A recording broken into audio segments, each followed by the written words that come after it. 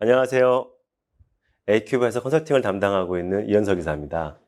오늘은 소매업을 운영하시는 분의 법인 전환 사례에 대해서 한번 소개해드릴까 하는데요. 일반적으로 뭐 도매업이나 소매업에 대한 법인 전환에 대해서는 특별히 까다롭거나 아주 매우 특색 있는 사례는 사실 흔치 않습니다. 이번 사례도 법인 전환 컨설팅 과정에서의 어떤 큰 특이했던 점보다는 영어권 평가 과정에서 이번 건 같은 경우도 영어권을 평가를 해서 영어권까지 함께 포괄적 양도 향수를 진행했던 건인데, 영어권 평가 과정에서 조금 재밌었고, 저도 또 수없이 많은 영어권 평가 과정 속에서 처음 겪는 일이 있었기 때문에 한번 여러분들께 소개 한번 시켜드리고자 한번 선정해 봤습니다. 일단 이 업체의 기본 정보는 이렇습니다. 한 12년 차 정도 된 업체이고요. 계속적으로 소매업, 글로벌 브랜드, 이거 아시는 분들은 다 아실 만한 유명한 제품의 정식 대리점을 한 10년 넘게 운영을 좀 해오셨고요. 최근 한 4, 5년간의 매출은 항상 20억에서 25억 사이를 왔다 갔다 합니다. 그래서 매출이 좀 좋았을 때는 한 25, 6억. 매출이 올해는 매출이 좀 부진해 할 때는 한 20억대 초반 정도의 요 범위 내에서 운영이 되고 있던 소매점이고요. 여기 같은 경우는 최초의 성실신고 확인 제도가 시작될 때에는 도소매 업종은 성실신고 기준 매출이 30억이다 보니까 일반 5월 달에 종합소득세 신고하는 일반 사업자였습니다. 그러다가 2014년도 소득분에 대해서 2015년도에 종합소득 신고할 때부터 우리 성실신고 기준 금액이 도소매업이 20억으로 조금 낮춰지면서 15년, 16년부터 얘기 듣기로는 한 16년부터 이제 성실신고를 받기 시작하셨죠. 그래서 처음 초창기 사업 몇 년과 성실신고 대상자가 된 이후에 2, 3년간 성실신고를 했을 때의 이 느낌이 대표님 말씀으로는 비슷비슷한 이익인 것 같은데 세금을 더 많이 내고 우리 세무사무실에서 뭐가 안 된다, 이렇게 하면 안 되는 거였는데 지금까지 좀 억지로 임의적으로 해왔는데 지금 앞으로는 어렵습니다라고 하면서 종합소득세 신고 시 매년 좀 어려움이 있었던 모양이고요. 또 그에 따라서 실질적인 부담 세율도 점점 더 높아져 가는 그런 상황이었습니다. 그래서 이 업체는 1차적으로 세무사무실에 이제 조언을 받아서 사업자를 하나 더 냈습니다. 그래서 절세를 하기 위해서 사모님 명의로 사업자를 하나 더 냈기 때문에 같은 브랜드의 대리점이고 그 지역에 대한 판권을 갖고 있고 온라인으로 판매도 합니다.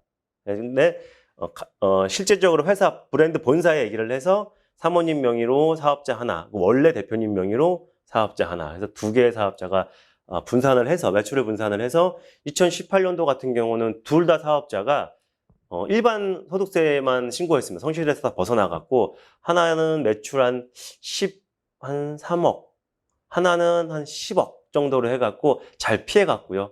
대신 근데 19년도에는 다시 또 매출이 올라가서 한쪽 사업자에서는 매출이 10억, 한쪽에서는 11억, 그쵸.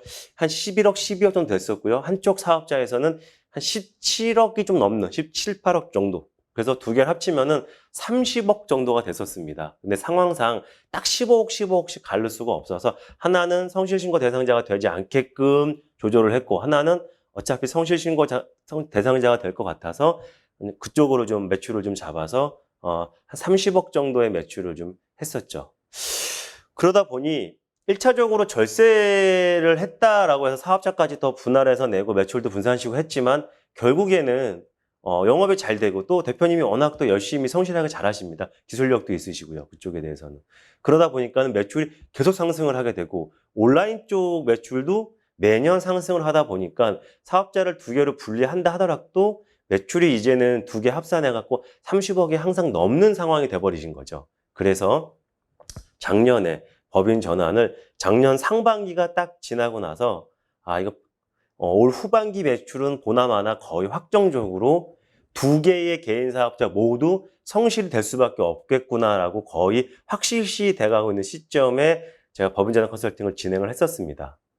그래서 일반적으로 부동산을 갖고 있는 것도 아니고 하다 보니까 포괄적 양도 향수를 진행을 했는데 여기에서 어, 영업권을 감정평가를 진행하는 과정 속에서 재무제표상에 좀 특이한 점이 있었습니다. 일반적으로 소기업들, 특히나 도소매 업종이나 서비스 업종 같은 경우는 이 회사의 당기순이익이 결국에는 영업이익하고 거의 동일합니다.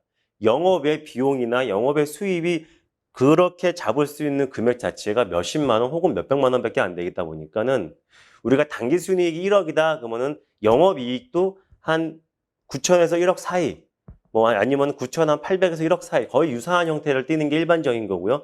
제조업체의 경우 간혹 가다가 이제 영업의 비용이나 영업의 이익으로서 유용자산 처분 이익이나 처분 손실을 영업의 이익과 영업의 손실로 이제 반영을 하다 보니까 그럴 때는 가끔 틀어지는 경우가 있지만 일반적인 소기업에서는 곧 당기순이익 곧 영업이익인데 이 회사 같은 경우는 좀 특이했습니다.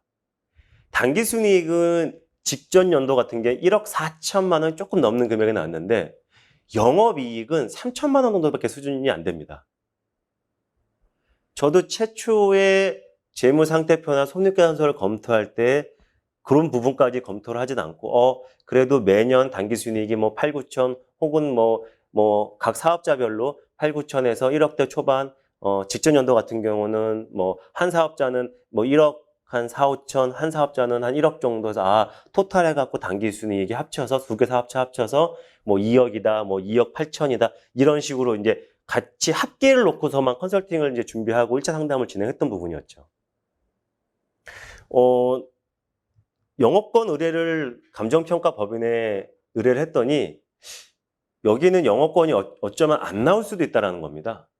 그래서 아니 왜 영업권이 안 나올 수 있습니까? 라고 했더니 여기는 당기순이익은 뭐 매출 대비 부족한 건 아니지만 다 영업 외 수익으로만 잡힌 금액이 너무 크고 영업과 직접적인 연관, 영업권이라는 거는 영업이익이 가장 핵심인데 영업이익은 3천만 원밖에 안 된다. 3천만 원이라고 한다는 거는 각 업종별 자가노력비 공제도 안 되는 금액이다 지금. 그래서 영업권이 안 나올 것 같은데 혹시 이 영업의 수익에서 항목이 판매 장려금이라는 명분으로 잡혀 있었거든요. 이거는 명칭으로 계정 과목 이름으로 봤을 때에는 뭔가 조금 더 구체적으로 확인을 해보면 이거를 이익의 한 형태로도 전환이 가능할 것도 같다라는 답변을 받았습니다. 그래서 여기서 조금 특이했던 사례는 이 브랜드 같은 경우는 자체적으로 제품을 판매하면서 가져가는 기업이 제품별 마진율이 있는데 그와 또 별도로 판매되는 어떤 그런 제품이나 수량에 따라서 매월 본사로부터 판매 장려금 혹은 뭐 판매 지원금 형식으로 이렇게 입금되는 것들을 기장사무실에서 별도로 구분을 해놨던 거죠. 영업 외 수익으로. 어떻게 보면은 뭐 좀 더 원칙적으로 기장세무를 정리한 거 했지만 일반적으로 소기업의 세무정리 기준으로 봤을 때는 이런 일이 이렇게 흔치는 않는데 그렇게 구분이 다 돼 있었습니다. 그래서 확인해 보니 해당 브랜드의 본사에서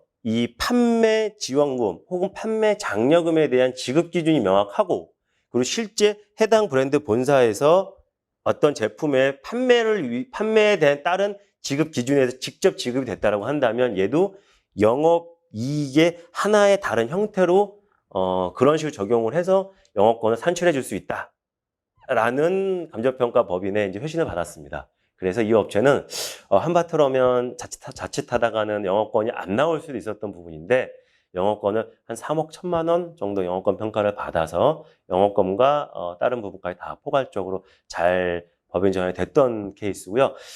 그래서 여기서 이 영상을 보시는 대표님들이나 컨설턴트 분들도 무조건 당기 순이익만 보지 마시고요. 영업권 평가 금액이 좀 잘 나올까 아니면 너무 작게 나올까 혹은 안 나올까 판단을 할 때 크게 한 3가지 정도 미리 영업권에 대한 금액을 예측할 때 한 3가지 정도를 유의하시면 도움이 될 것 같습니다. 첫 번째는 자가노력비 공제라는 내용이 있습니다. 그 말은 뭐냐면 각 업종별로 제조업, 도소매업, 무슨 뭐 요식업, 뭐 기타 서비스업, 뭐 IT 개발업 여러 업종별로 1년 동안 사업을 해서 어떤 이익이 나긴 났는데 그 이익이 해당 업종의 평균적인 임금 수준만큼은 그 대표자님도 이건 평균적인 임금만큼은 공제를 하고 추가적으로 이익이 난 거가 여기는 영업적으로 우수한 가치가 있다라고 평가를 할 수 있는 겁니다. 그래서 우리 감정평가협회에서는 업종별로 2, 3년에 한 번씩 그 금액들을 조정을 하는데 자가노력비 공제라는 금액을 공제하고 나머지 부분들이 이제 순수하게 우리가 이제 미래 가치, 미래 성장성을 평가하는 이익률의 지표로 활용하고 있습니다. 그래서 업종별로 금액은 다 다르지만 딱 기본적으로 당기순이익이 5천만 원까지는 자가노력비 공제를 하고 나면 거의 남는 금액이 없다. 그래서 당기순이익이 매년 꾸준하게 발생은 되고 있지만 적자가 나는 경우는 한 번도 없지만 항상 한 5천만 원 이하의 금액이다라고 한다면 영업권이 아주 적게 나오거나 안 나올 수도 있다라고 생각을 하시면 좋을 것 같고요. 두 번째는 2번과 같이 최종적인 당기순이익은 평상시보다 직전 연도 혹은 한 2년 정도는 많이 낮다 하더라도 그게 다 영업의 수익으로 인해서 만약에 당기순이익이 높았다고 한다면 그 영업의 수익이 영업의 직접적인 영향을 받는 것인지 아니면은 그 외에 아까 말씀드린 것처럼 뭐 유형자산 처분이라든가 기타 투자에 대한 이익이라든가 이런 것들 때문이었다고 한다면 당기순이익이 아무리 높아도 영업이익을 기준으로 따라가다 보니까 영업권이 작게 나오거나 안 나올 수 있습니다. 마지막으로 같은 당기순이익 2억이라 하더라도요.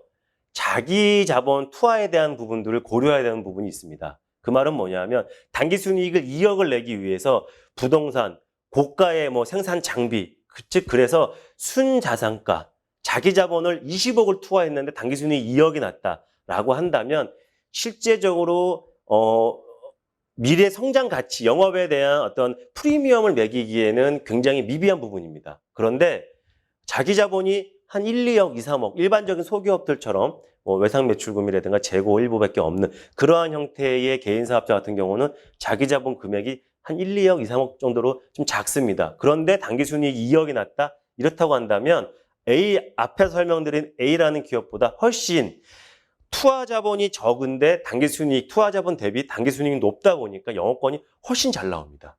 그래서 우리가 영업권에 대한 것들을 예측할 때 크게 지금 말씀드린 세 가지, 자기 노력비 공제, 그 다음에 투하 자본에 대한 규모, 그 다음에 당기순이익과 영업 외 수익 간의 어떤 특수성, 관계 이런 부분들을 염두한 상황에서 재무제표를 검토하신다고 한다면 영업권이 잘 나오겠다. 혹은 안 나오겠다. 혹은 나오긴 나오지만 금액이 조금 아쉬운 수준일 수 있겠구나. 그래서 대략적으로라도 한번 사전에 예측해 볼 수 있을 것 같습니다.